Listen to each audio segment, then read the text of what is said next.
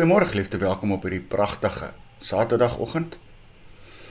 In hierdie jaar het ons verseker soveel ongelooflike beloftes van die Here ontvang.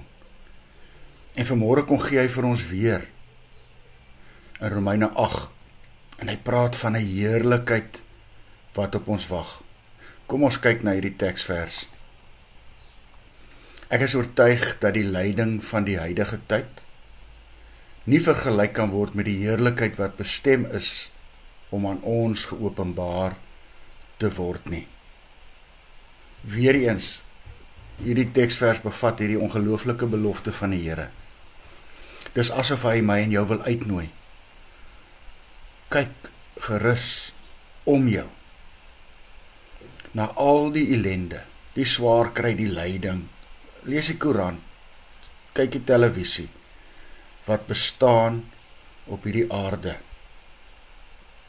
Jy sal verstom staan. Ag, en ons het van self al ervaar oor die lyding wat daar in ons eie wêreld om ons bestaan. Dit mag dalk vanmôre wees, geliefde, dat jy self ook besig is om 'n kruis te dra. Dat jy self dalk op die oomblik bitter swaar kry. En dan sal jy regtig verstaan wat hierdie belofte God vanmôre vir jou gee.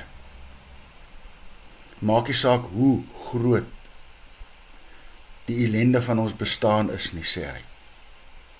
Die heerlikheid wat God vir sy kinders in die hemel sal gee, sal oneindig groter wees as dit.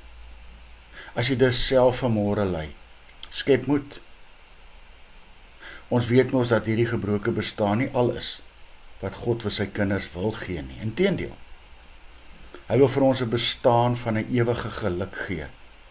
'n Bestaan wat deur homself heel gemaak is. Jesus het, om die waarheid te sê, klaar vir my en vir jou die prys daarvoor betaal. Dis 'n kwessie van tyd. Dan gaan ek en jy daarin deel.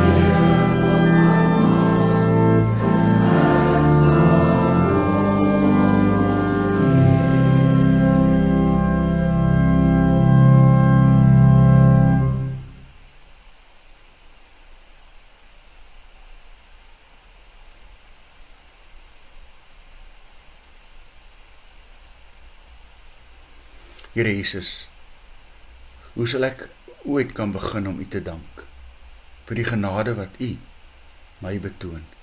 Ek verdien niks hiervan nie. Dankie vir die belofte van die ewige lewe. Amen. Mag jy saam met my geliefde 'n wonderlike dag hê.